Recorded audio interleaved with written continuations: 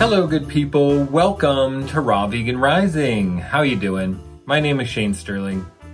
Hey, this video is titled Home for the Holidays, How to Stay Vegan When Your Family Isn't. This is the time of year when we start to feel a lot of pressure, a lot of social isolation and social anxiety. You know, we're faced with the pressures of our cultural traditions, our family traditions. We're not sure if we can stay vegan. We're going over to grandma's house. We're going over to mom and dad's house. You know, they have their famous recipe that they've been making for generations. How do we resist this? Hey, it's hard, it's challenging to stay true to your vegan commitment. I understand. And being vegan isn't always about being perfect, okay? It's about doing the best we can. It's about taking a stand for what's morally right. It's about taking a stand for the animals, making a difference for the planet, okay?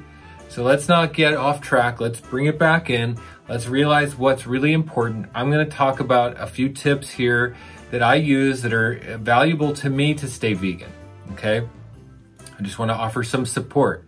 Okay, so the first one on the list, we owe a blood debt. I'm going to take you over to my Facebook page because I just did a post today that's really great and it sums this up. Okay, here's my Facebook page. This is my personal page. If you haven't seen it, you can come check me out. I've almost got, 5,000 friends on this one, but I do have my Raw Vegan Rising page you can follow as well.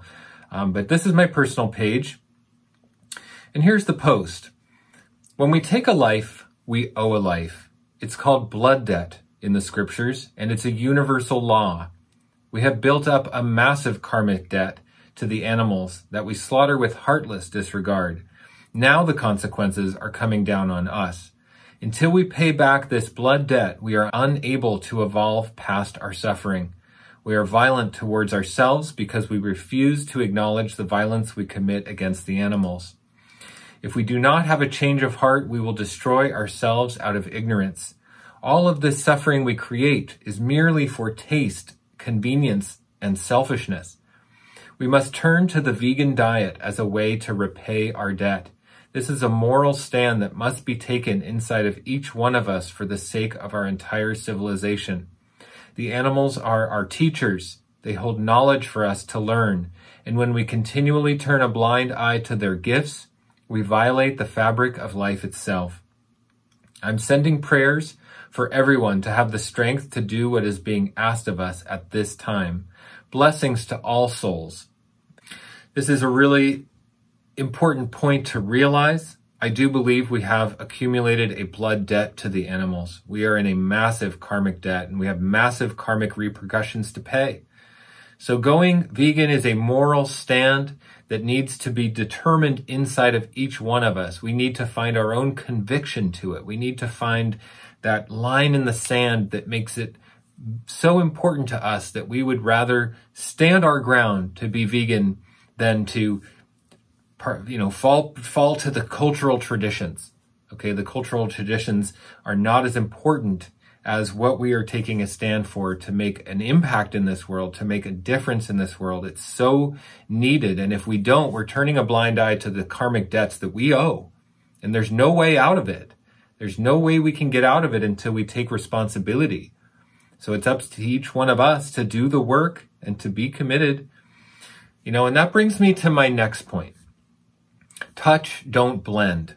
For spiritual life, we need to be out of the cultural matrix, but yet we're completely surrounded by the cultural matrix. And that's okay. As a spiritual leader, as someone who is developing themselves and their own personal development, we can see the cultural matrix happening around us, but we don't have to participate, okay? We can touch, but we don't blend. We can be part of it. We can be in it. We can be surrounded by it. But we hold our moral ground. We do not compromise our morals and our values and our ethics and our commitments for the sake of the cultural matrix.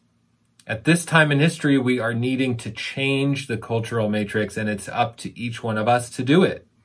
It's really about developing your own personal leadership. We want to be pulled by a vision of the future, not pushed by the pain of the past. So get connected in to your big why, what you see for the future, who you see yourself to be in a couple years, how you want human civilization to be acting in 10, 20, 100, 1,000 years from now.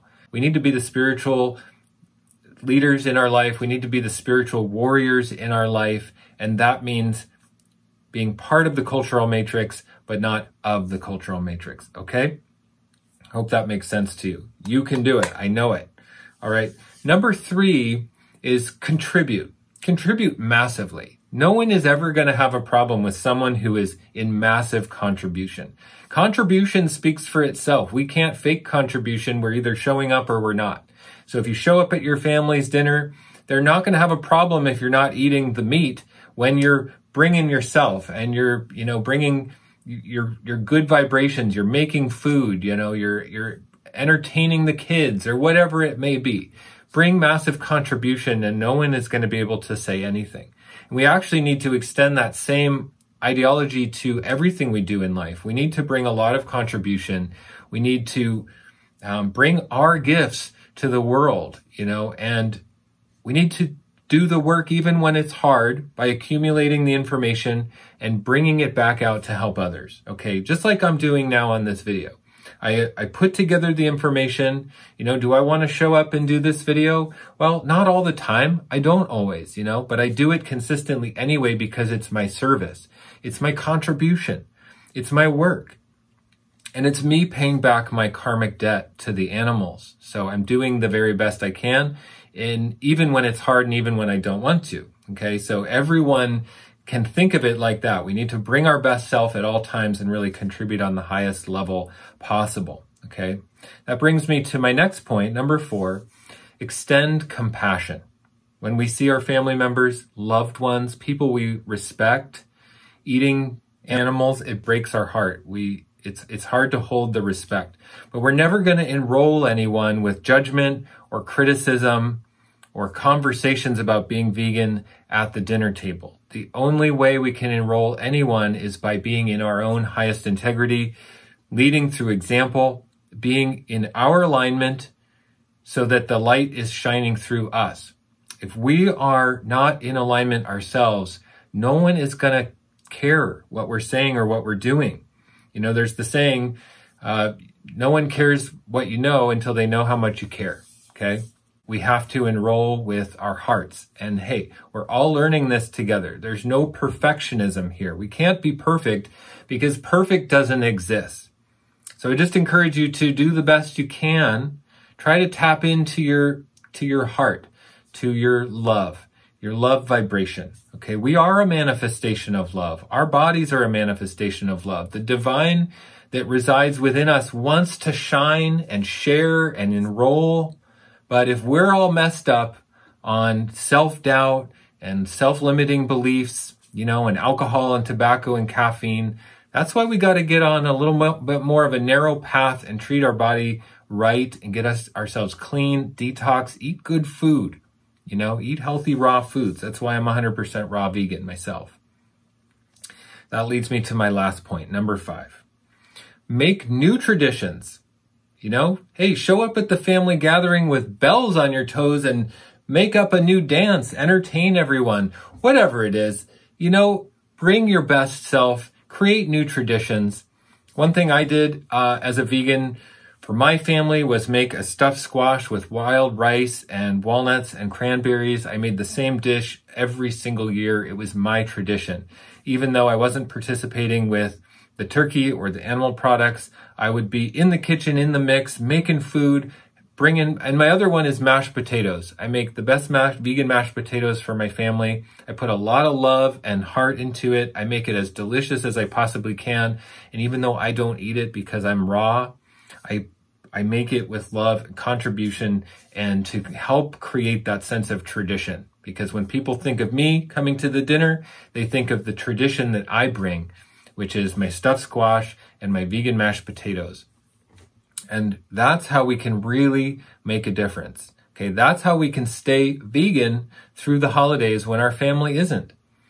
It's not easy, but it gets easier the more we do it. So we just have to stay committed to our vision. We have to stay committed to being loving, being compassionate, enrolling people through our leadership, not through our knowledge, and be really committed to the long-term outcome, our future generations, our children's children's children, 1,000 years from now. What civilization do we want to leave? What legacy do we want to leave for our children? Hey, and we know it's not about perfection. We know it's about doing the best we can, showing up every day and celebrating our wins no matter how small, okay? Because every successful person in life has one thing in common. They measure their wins. They don't dwell on their failures. So any kind of win that you've had in your life is huge, okay? And don't underestimate that. And don't talk down on yourself. Lift yourself up with your words, instill positivity and self-esteem into your own life because you deserve it, And that's why I created my group, Raw Vegan Heroes. It's a group coaching membership program where people can join and get support.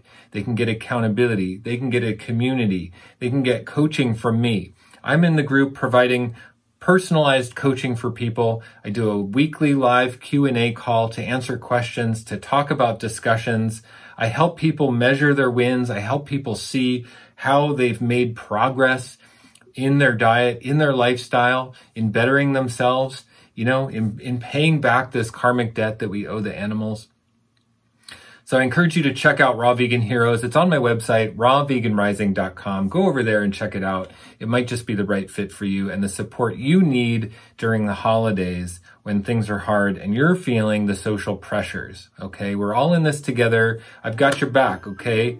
And no one is left unsupported. That's my motto. We all need to support each other. So thank you so much for being on this video. I appreciate it. Please leave a comment. I'd love to hear your thoughts on this one. How do you stay vegan through the holidays? It's an important topic. So let's all share with each other because maybe you got some tips that I didn't talk about that could be helpful, okay? Give this video a thumbs up, subscribe to Raw Vegan Rising, and I will see you in the next one.